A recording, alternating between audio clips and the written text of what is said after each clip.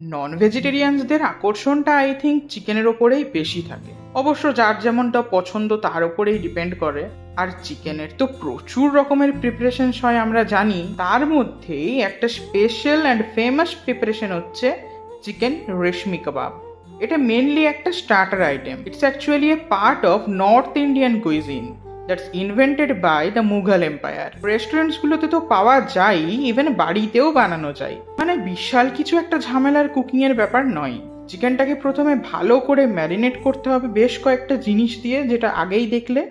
ওই ম্যারিনেশনটা কিন্তু ফ্রিজিং টেম্পারেচারে রাখতে হবে বেশ কিছুক্ষণ, অ্যাটলিস্ট 4 আওয়ার্স। দেন ম্যারিনেট করে রাখা চিকেনের পিসগুলো বোথ সাইড ভালো করে গ্রিল করতে হবে। আর এটাতে টাইমটা একটু বেশি লাগবে, 22 to 24 মিনিটস লাগবে। আর গ্রিল করার জন্য গ্রিল মেশিনও ইউজ করতে পারো, আদারওয়াইজ যেরকমটা দেখছো তার জালি ইউজ করে ডাইরেক্ট হিটেও গ্রিল করতে পারো।